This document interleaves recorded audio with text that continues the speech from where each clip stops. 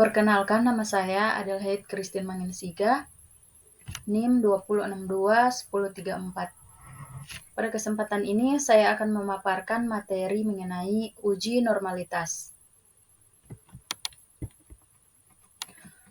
Pertama-tama, definisi. Uji distribusi normalitas atau biasa dikenal dengan istilah uji normalitas dapat digunakan untuk mengukur apakah data yang telah didapatkan berdistribusi normal atau tidak, sehingga dapat digunakan dalam statistik parametris atau statistik inferensial. Dengan demikian, uji normalitas adalah apakah data empirik yang didapatkan dari lapangan sesuai dengan distribusi teoretik tertentu. Selanjutnya, rumus. Rumus yang digunakan adalah rumus dengan metode chi kuadrat atau chi-square dengan simbol x kuadrat, yaitu x kuadrat sama dengan sigma OI dikurangi EI dibagi dengan EI dengan keterangan x kuadrat sama dengan chi-square, OI sama dengan frekuensi hasil pengamatan pada klasifikasi ke-1, EI sama dengan nilai expected atau harapan luasan interval kelas berdasarkan tabel normal dikalikan N atau total frekuensi, PI kali N sama dengan banyaknya angka pada data atau total frekuensi.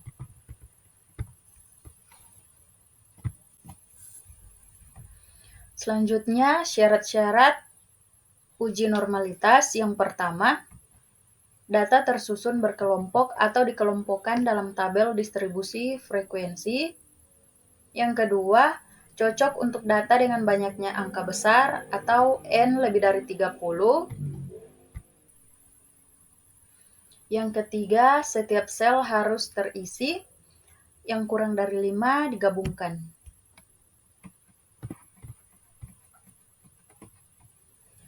Kapan uji normalitas digunakan? Uji normalitas digunakan untuk menentukan apakah data sampel telah diambil dari populasi yang berdistribusi normal. Uji normalitas digunakan untuk menentukan apakah data sampel diambil dari populasi yang berdistribusi normal atau dalam toleransi tertentu.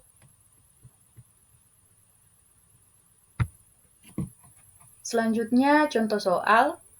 Diketahui data nilai ujian matematika dari 10 siswa dengan nilai sebagai berikut. Uji normalitas data tersebut dengan taraf signifikansi 5% menggunakan uji Kolmogorov-Smirnov.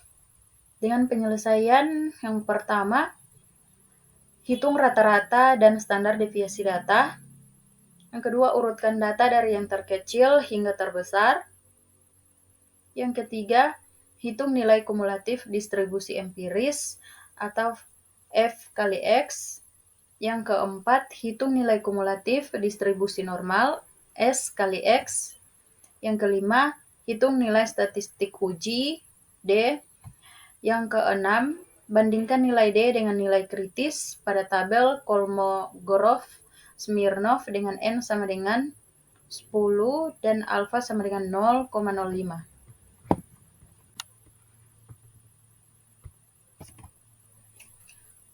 Langkah yang pertama yaitu hitung rata-rata dan standar deviasi data. Rata-rata atau X sama dengan nilai yang diperoleh 10 siswa dijumlahkan dibagi dengan 10 sama dengan 70. Standar deviasi nilai yang diperoleh 4,24. Langkah yang kedua, urutkan data dari yang terkecil hingga terbesar.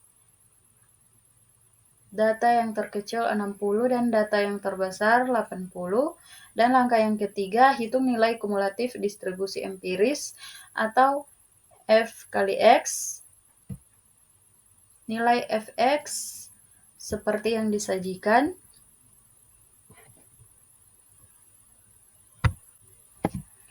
Selanjutnya, langkah yang keempat, hitung nilai kumulatif distribusi normal S kali X.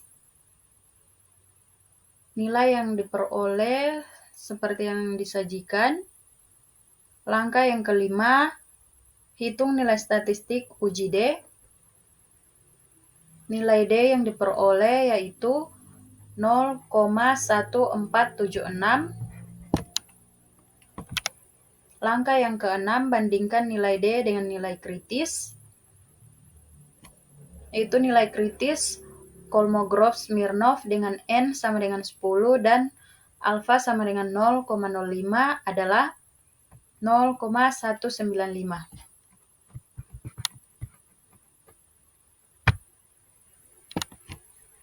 Kesimpulan dari contoh soal yaitu karena nilai D 0,1476 kurang dari nilai kritis yaitu 0,195, maka data nilai ujian matematika tersebut terdistribusi normal pada taraf signifikansi 5%.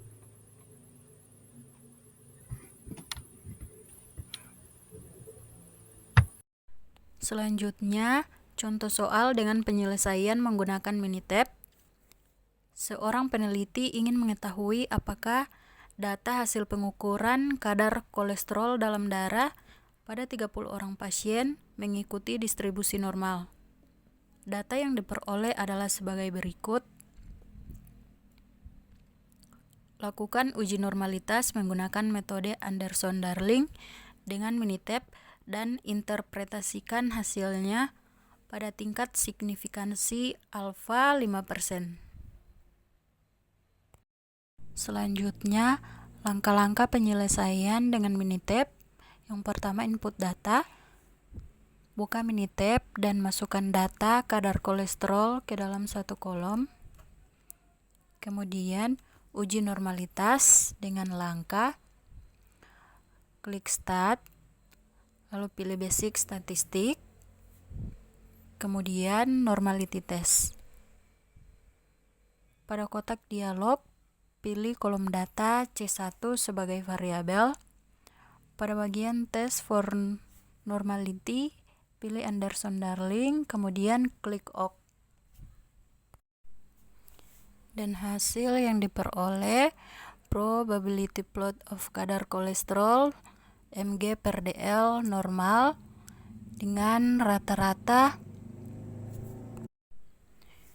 207,4, standar deviasi 14,27 dengan N sama dengan 30, AD 0,119 dan p-value sama dengan 0,988. Demikian contoh soal dengan penyelesaian menggunakan Minitab. Terima kasih.